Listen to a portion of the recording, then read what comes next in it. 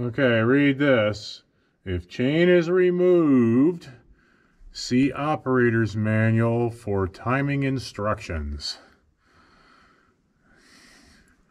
Well, I'm not sure, but this looks an awful lot to me like the chain is removed. All right, everybody, welcome back to Bob on the Farm. Hey, so we got maybe an issue with the combine here that I discovered. And the thing that I discovered was that this little bicycle style chain here is off of its sprocket, and this is the chain, and these are the wheels and stuff that time these variable speed sheaves, the top one and the bottom one, to run the cylinder at, you know, whatever speed you decide you need to run it at. So I got the book out, and it has a section in there on how to retime this. It looks like this is just way loose here, because I can put it right back on the sprocket again just about. And then yeah, so the thing that we need to do is time this up and then reinstall this chain, and hopefully then everything will work the way it's supposed to. So anyway, one of the things that I did notice, and so hopefully this doesn't mean I need a new spring, but it might. This is the adjustment indicator supposedly, and this is supposed to be even with the end of the indicator, this washer that's here. It's supposed to be even with that, and so this is like way over tightened. Yeah, and I'm not real certain on what the... So anyway, we'll look at the pictures in the book and see how closely we match up with all of that stuff, and we'll be right back with you. Okay, so there's this whole section here in the book on the combine. It's on page 58 under service, and it's got nice pictures here so you can see how things are supposed to look. And let's see. So anyway, there's a group of 9 steps here we're supposed to follow, and then plus some adjustment of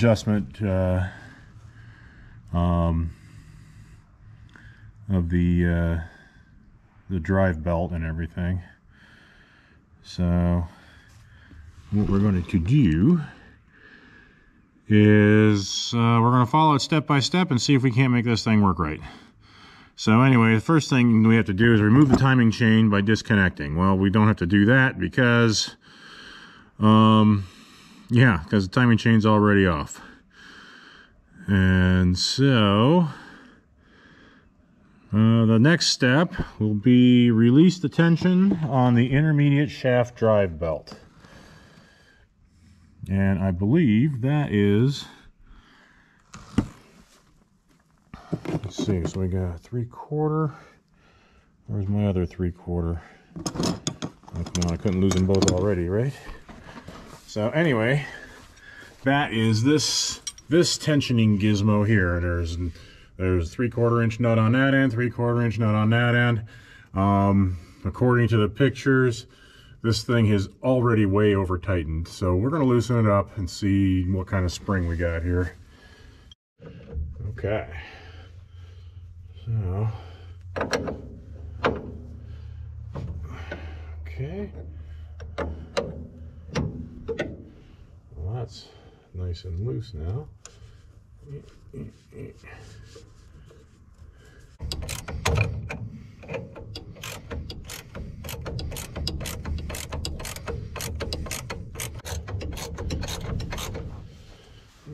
I can see it loosening. All right, I think you get the idea. We're loosening this thing up, and hopefully that will work good enough for us. Okay, so got this this tensioner loose now. So as you can see, that will give the belt some room to work here. All right, let's look at the next step here. Okay, rotate the control sprocket on the intermediate shaft sheave clockwise until the sheave is completely open. I'm gonna have to spray a little spray lube on here to get some of this to work.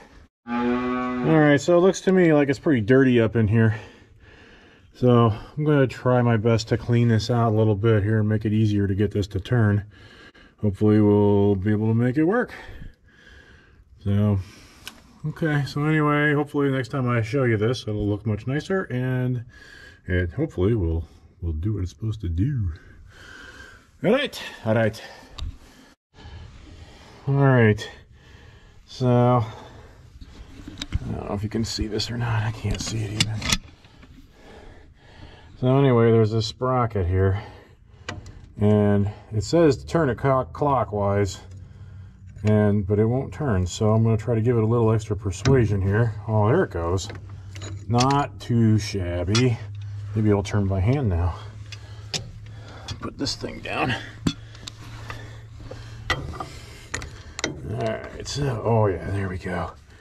And that is supposed to open this sheave up all the way here. But it looks like all we're doing is pulling this thing apart. And why?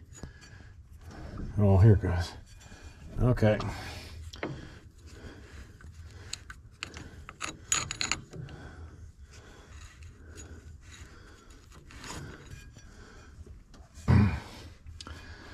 I'm gonna have to grab the ends of the sheave here and pull. I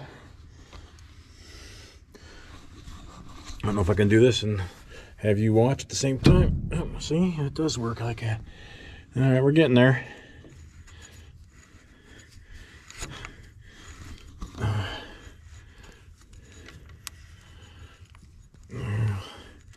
We'll just roll that sucker all the way in. So anyway, before I was so rudely interrupted by the GoPro not wanting to do what it wants to do, what I want it to do, roll this all the way out until it's touching these pins, which there. Now we're touching that pin and we're touching that pin. These pins right here, the roll pins, that's how they want it, all the way out like that. So that's coming off the pin. So out like that. There. Okay. Awesome. Alright, so now we got this thing open all the way. Now, what's the next step? Ah! Come on, man. Oh, goodness. I'm losing my ability to keep a straight face here.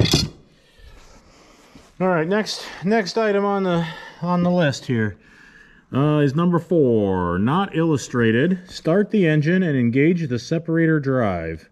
And number 5, rotate the cylinder control ratchet toward fast until the primary counter shaft sheave is completely closed. Sheave halves touching. So let's just see. Maybe we might already be there because I really cranked it really hard the other day.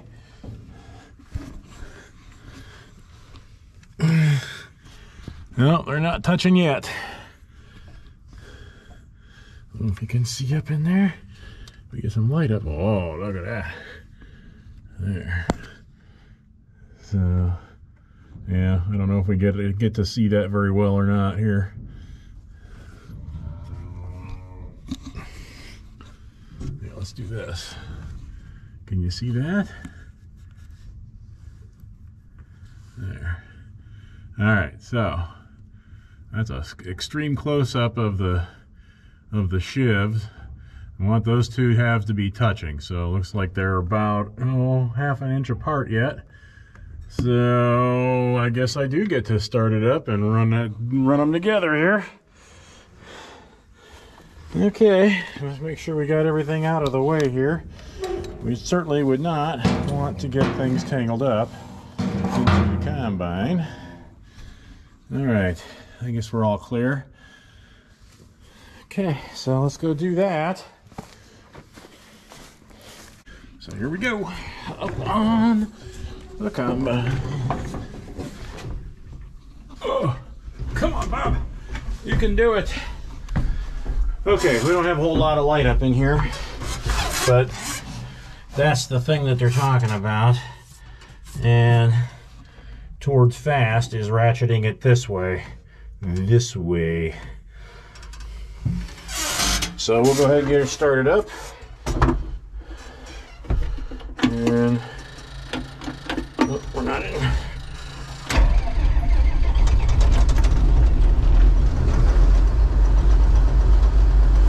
All right, towards fast. Oh, engage.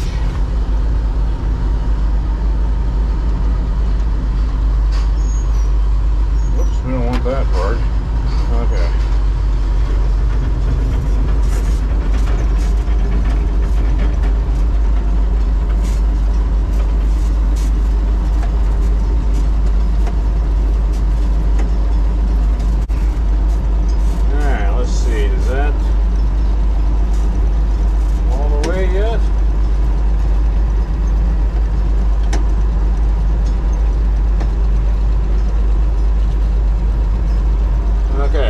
See if that's, let's go see if that's our huckleberry. Getting close. Okay, try again. Okay, so I think we had success. We got that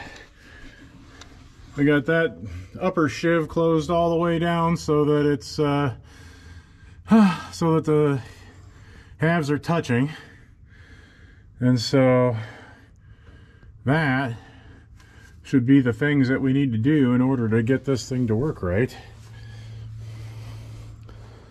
And then we disengaged the separator drive and turned off the engine. We did that. Number 7, rotate the control sprocket counterclockwise until a 1/32 inch space exists between the outer sheave half and the spring pins.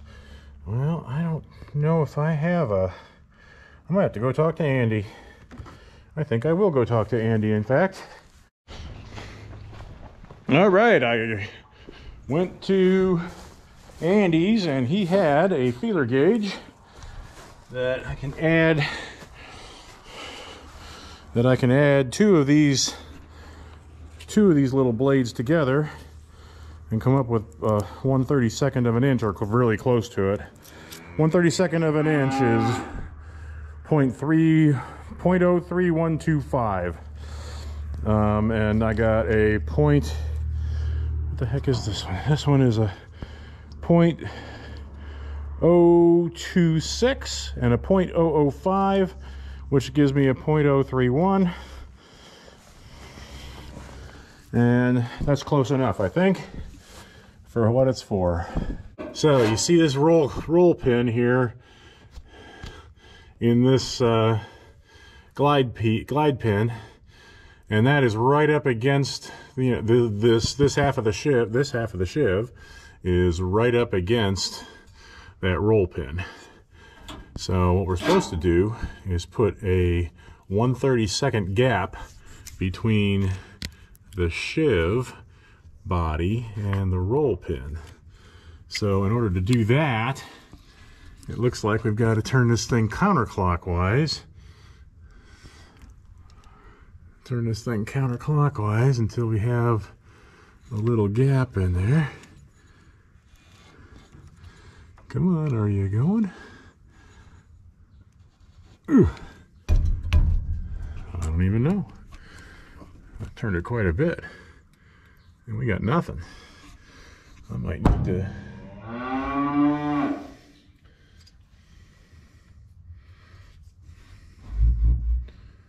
Okay, here we go.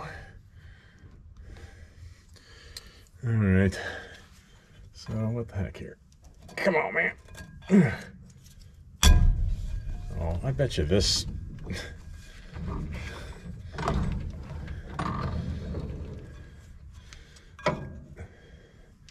Oh, there we go. Okay, now we got a gap. All right. Now, if you look right there, you can see the gap. And this would slide right in there, I think. Oh, not quite. Counterclockwise.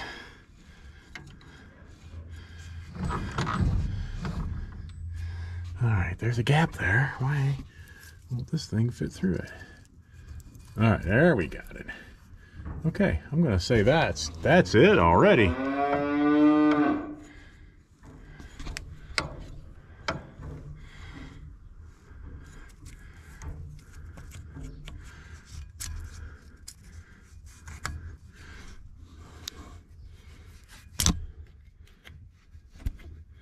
Okay, I'm gonna say that's it.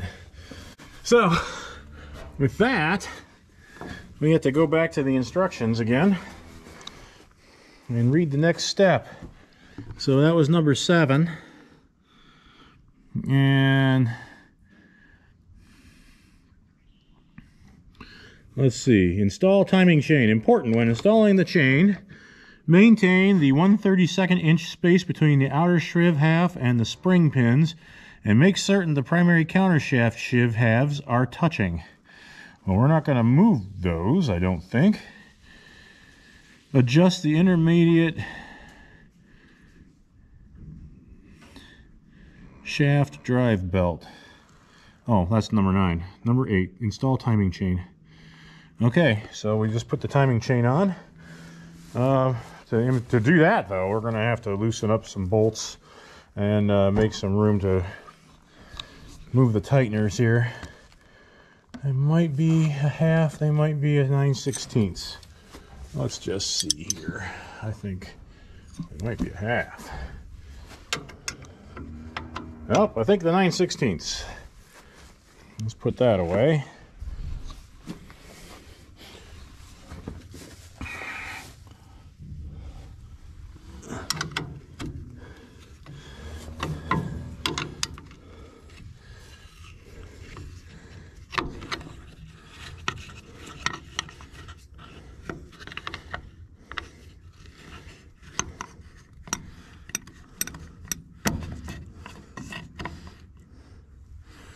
Okay, we got that one loosened up.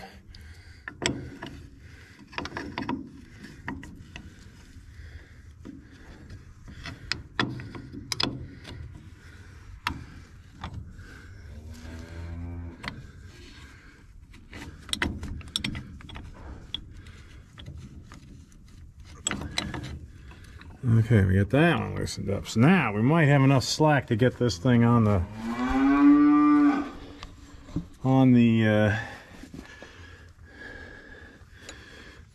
thing here.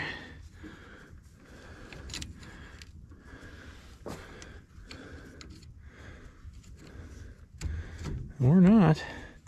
Well, you know what? We're probably going to have to find the master link and break this chain. Well, I don't know where that is, but guess I better start searching for it. Alright, so I'm going to start looking for the master link. Because I can't get that on there. I don't know how it popped off, honestly. I found the master link and I got it disconnected. Got the chain onto both sprockets and got it reconnected. Hopefully. And let's see, it's right there is the master link. And there's a little half link next to it. And honestly, I think we could probably do with another half link in this thing. But I got it connected and I'm not gonna mess with it.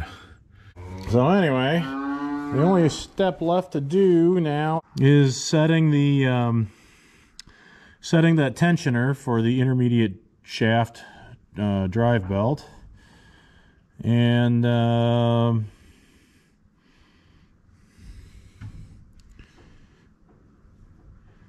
that's it.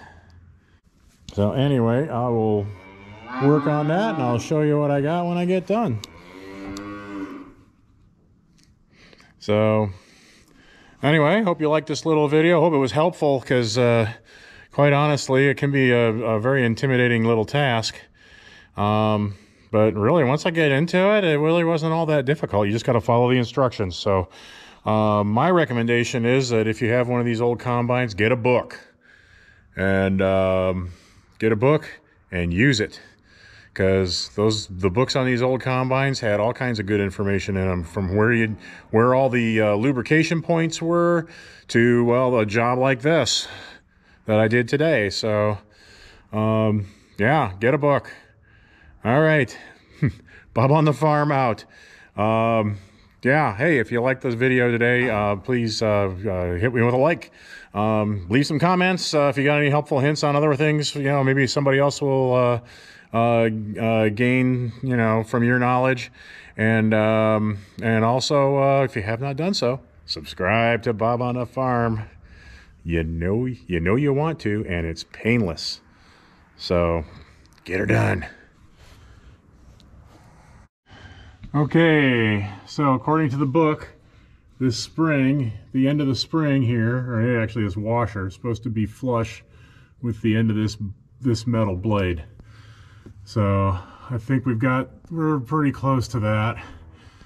And then this is the jam nut, so we jammed that in there, jammed it down good and tight, and I think we're pretty okay here.